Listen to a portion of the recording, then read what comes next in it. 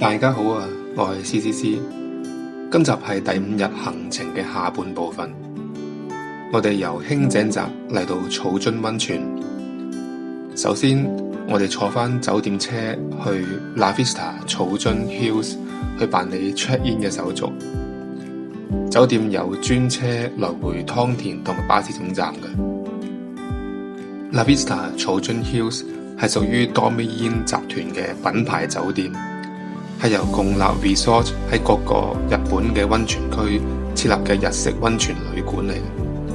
我之後都有獨立嘅開箱影片去介紹呢間酒店，因為呢個實在係今次成個行程裏邊嘅重點之一。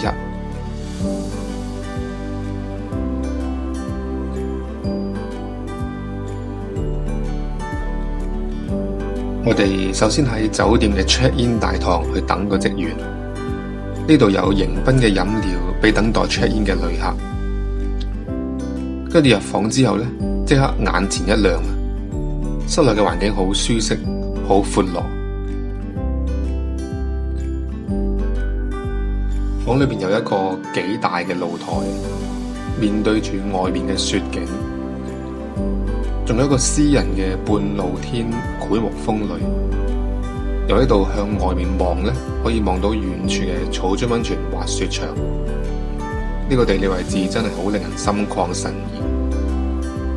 暫時就睇到呢度先啦，我哋之後坐返酒店車返去草津溫泉巴士總站，然後再步行去湯田。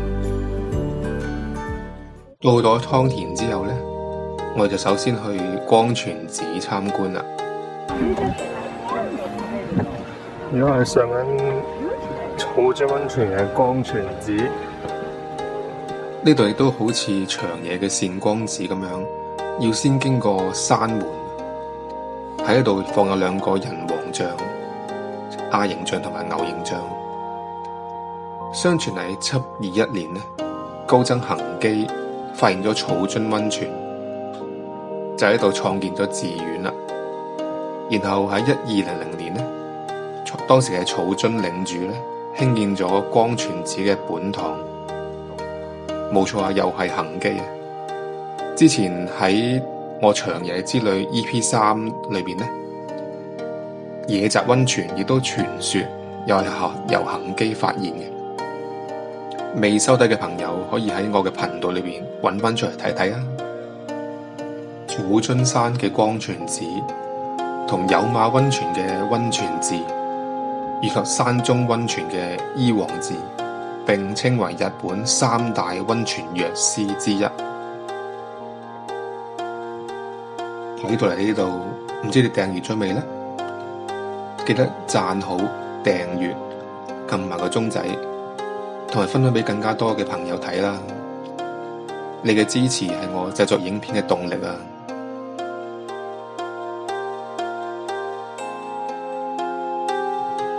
呢個光泉寺嘅範圍又唔算太大，我哋行咗一圈參觀過後呢，就落山返去湯田嗰邊啦，繼續去參觀草津溫泉。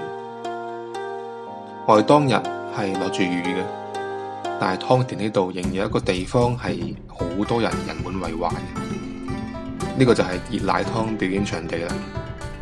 見到啲人喺度排隊等候買呢個湯遊表演嘅入場券。因為溫泉嘅泉源溫度咧超過50度咧，唔能夠直接落去浸，所以由江戶時代開始咧，當時啲人就開始用啲木杖去攪拌呢個溫泉水，令到佢冷卻，同時間避免稀釋水裏邊礦物質嘅含量。呢一種攪拌方式咧，稱之為湯遊。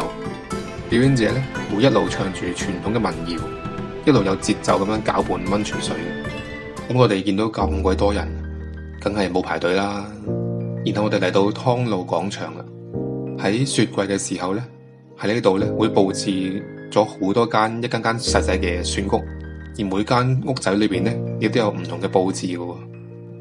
鏡頭一轉呢，我哋就翻去湯田啦。草津溫泉嘅起源已經有上千年啦。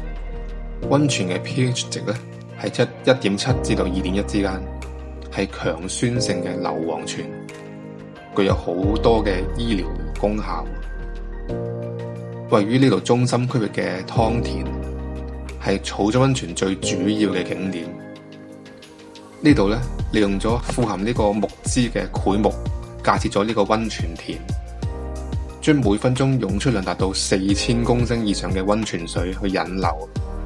呢度泉水嘅溫度本身高達攝氏65度，亦都唔準得嘅，所以就有啲木架咧隔出嚟嘅湯田咧，除咗引流溫泉之外咧，亦都有助於散熱，令啲水降溫去到啱浸嘅溫度。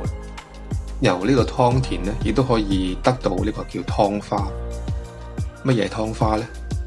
湯花就係溫泉水蒸發之後殘留落嚟嘅結晶黃色粉末，可以作為呢個入浴劑去使用嘅。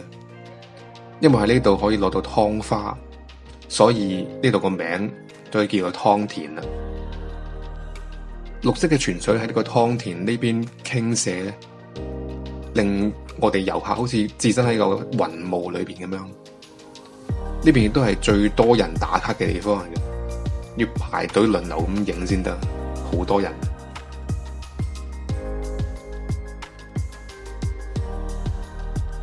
而圍住湯田嘅石柱上面呢，刻有曾經到訪草津嘅100位名人，大致以時代嚟劃分咗3個區域。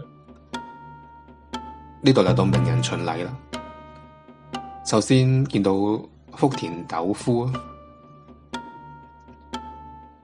田中角榮，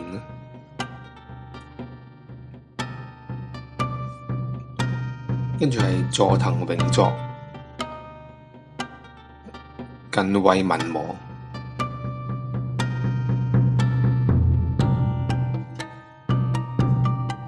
然之後係幕末嘅清河八郎、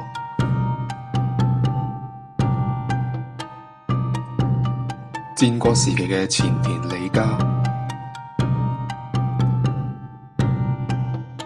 戰國名將大谷吉繼、豐臣家嘅豐臣秀次、近衛龍山，即係近衛前九、朝日基，即係豐臣家嘅玉基、驍勇善戰嘅堀秀正、織田四天王之一嘅丹羽長秀、女英雄巴御前、上杉謙信嘅阿爸長尾為景、平安時代嘅名將木曾義重、首任嘅征夷大將軍源賴朝、神話嘅人物啦，日本武尊，仲有出現咗好多次嘅行基菩薩。大家如果嚟到草津溫泉遊覽嘅時候，可以睇下仲有邊啲名人。當然我最熟悉嘅都係日本戰國時期嘅武將啦。喺遊覽過湯田之後呢，我哋就出發去西之河原公園啦。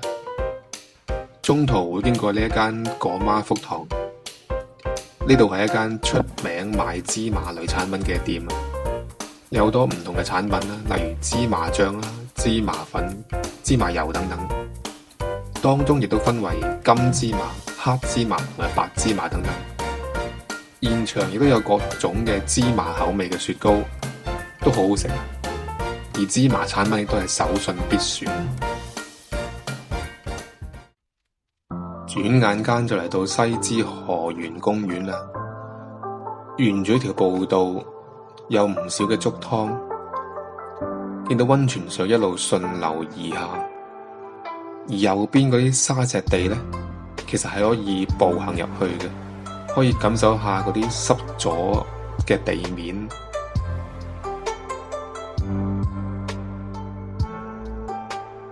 嚟到呢度嘅第一個地標越手渡河神社，最吸引人嘅當然係呢條紅色嘅鳥居隧道啦。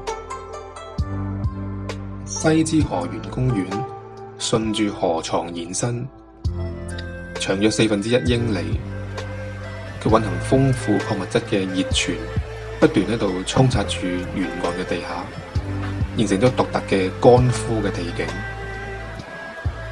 啲泉水亦都一路湧流至到公園下游，注入去好多嘅溫泉浴場。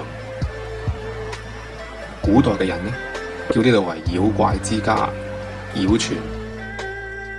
而呢個公園嘅名字西之河園，意思係西邊嘅河床。